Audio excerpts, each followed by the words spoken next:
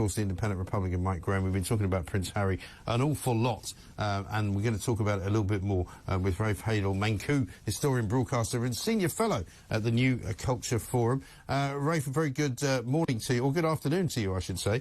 The latest development in this story is even more remarkable, perhaps, than anything that's gone before, which is that the Taliban are now responding to Prince Harry and basically calling him a war criminal and a loser.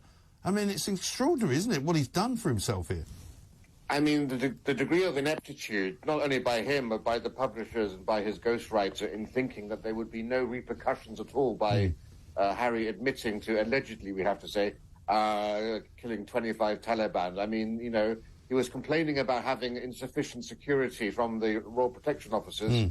Definitely going to have to ramp up that security now, given that there's a serious threat on him. And actually, in a way, there's also conceivably a broader threat even to the broader royal family and the monarchy for retributions for this sort of statement. Completely inept. You know, Harry admitted that he's taken cocaine and mushrooms and cannabis, and you sort of have to wonder whether he was on any of those substances or all three when he agreed to just sell his soul to these publishers like this and divulge so much material that's, you know, security risk, scandalous and downright tawdry. Well, exactly right. I mean, some people are saying as well that the cannabis use may actually be playing a part here, because you may or may not know that when Peter Hitchens ever appears with me on a Monday, he's got a very strong line on marijuana, and he talks an awful lot about the crimes that are committed by people who are high on marijuana. I've actually got this from Sandy, one of the viewers of the show. I have a couple of friends whose sons took marijuana when they were young. Now they're older. They're delusional, paranoid shells of their former selves, like Prince Harry.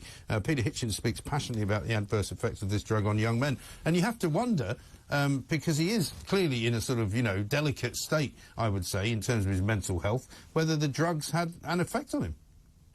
Yeah, you have to. I mean, I lean more to the idea that he's had far too much therapy. Yes. And far too much sitting in a circle drinking ethically sourced chai, singing Kumbaya with Meghan, and that's the source of all this. Yes. Because, you know, you've got to ask, when did our soldier prince who killed these 25 become our soy prince? You know, 2012, killing 25 Taliban. 2016, he meets Markle, Meghan Markle, and then 2019, he's scared of his brother for breaking his necklace and his dog bowl, and then calls not his wife, but calls his therapist first and foremost. I mean, we've seen the complete emasculation. And, you know, for an army man to admit having his backside kicked by an RAF man, I think is the worst thing of all, if you know anything about the army. Well, I mean, the army and all the people who are in the army that I've spoken to are absolutely horrified that he has effectively betrayed all of what the military stands for by, one, completely and utterly misrepresenting the way that they refer to the enemy, and completely misrepresenting the way that the British Army operates and the British military operates, because it does not operate like some kind of lawless band of maniacs. You know, it conforms to the Geneva Convention. As somebody pointed out when I was listening to yesterday, if you end up in a field hospital in Afghanistan, you're more than likely, as a British soldier, to be lying next to a member of the Taliban who's also being fixed up by the British medical unit. Yeah, precisely. Let alone the oath of loyalty they swear to defend crown and country. Yes. And, you know, and the army take that very, very seriously, having royals as their colonels-in-chief. But also, how many soldiers do you know who actually brag about how many people they've killed? Well, I've never met one. Zero. I've never met one. Exactly. No. It's the one thing you do not do. Whether it's, you know, chaps from World War II when we were young, we can remember, or whether it's from Iraq or Afghanistan. I lived in North America, whether it's Vietnam. No one ever speaks about it, you know? Yes. And I don't know whether Harry did that willingly, but, you know, I just get, you know, when you give your life to a ghostwriter for a major publishing house, you lose control of your own narrative. And that's rather, I think, the great irony for Harry. Because you'll remember when the Queen died, Harry and Meghan were desperate to try to edit this book, and they were denied permission. Yes. I think because he was perhaps a bit worried about what had happened. And that's the irony here. Someone who's waged war on media intrusion for so long hasn't sold his story to a tabloid paper, but to a tabloid publisher. And even worse than that, you know, is that Harry's supposed to be this great champion of privacy and not having your private affairs aired in public, but he's driven a tank through his nearest and dearest's own privacy. Well, and indeed his own. I mean, as Piers Morgan would say, he's invaded his own privacy. I now know that he's been circumcised, which is not something I ever wanted to know or would ever asked him.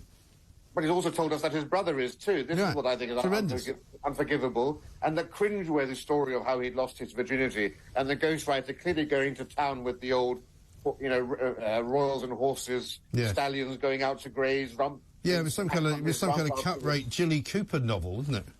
And the problem here is, right, he's given up on Britain. You know, Harry and Meghan have blamed... It's always everybody else's fault. Everything that's happened to them, it's the monarchy's fault. Yeah. It's the media's fault. Yeah. Then in the Netflix documentary, it's actually everyone who voted for Brexit. It's their fault, too. Yeah, I'm surprised, actually, they haven't blamed Brexit yet. Well, no, they have. They blame Brexit. They blame the Brexit vote for being racist and actually causing the change of attitude towards Meghan. But my point is, they've given up on the UK. So we saw from that documentary and from this book, really, they're just trying to sell themselves in America. But what they haven't realised is that this is not going to play well in America, because for Americans, the monarchy is something that rises above their own vulgar celebrity culture. Yes. It's elegant, it's sophisticated, it's cultured, it's refined, and in their way of saying it, it's classy. Yes. And there's nothing classy about this. It's tacky, it's gauche, and it's déclassé. And I think in the last 24 hours, many Americans will have lost a lot of respect for Harry. And you're actually beginning to see that in some of the daytime anchors and the way that they're responding to this book. No, absolutely right. And also Jimmy Kimmel, who's one of the late night presenters, has put out a rather amusing, if not rather, shall we say, Mickey-taking video of the two princes reenacting the fight. And he's actually got the princes done up as Prince, you know, formerly known as, you know, playing guitar at the end and dressed in ridiculous outfits with big hair, having a fight. And so there's a kind of ludicrousness now that's going to be attached to the two princes, because they are coming across as ludicrous. And I don't think William deserves to, but Harry certainly does. Well, actually, I've been generally surprised and heartened to look at a lot of the comments on Twitter and social media of people saying that their respect for Prince William has actually increased. Yes. Hugely. They're saying, you know, and as I said to someone yesterday, Prince Harry should be quite lucky, should think he got himself off quite lightly by having his necklace broken. In an earlier era, he would have been sent to the Tower of London for the things that he's been saying. But I think, you know, good for William in this regard. Yes. Oh, I think that's absolutely right.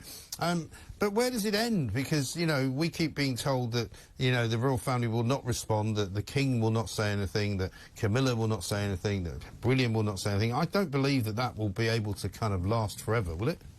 Well, actually, it's put them in a very good position, actually. It's a very good power play on their part. They have risen above it, and they've carried on with their duty. That's the most important thing. They're being seen to be doing good. Because, you know, imagine doing this 4 months after the Queen has died and 4 months before your father's coronation. This is the period for the King, which is the most sensitive. Between accession and coronation, it's still a sensitive period of transition. The King is supposed to be cementing his role, reintroducing himself to the nation and to the Commonwealth realms, who don't really know him that well, and securing not only his new stamp on the monarchy, but cementing, that again, the bond between the Crown and the people. And it's supposed to be all about unity and positivity, and Harry has ridden a horse and coaches through that. So I think the monarchy, by trying to actually avoid discussing this at all, is the right way to do it, as all minds should actually be focused on the coronation itself. Yes. Well, we'll see whether that remains to be the case. A lot of people agree with you. Rafe, thank you very much indeed. Rafe Heydel-Mankoo, historian, broadcaster, senior fellow at the New Culture Forum.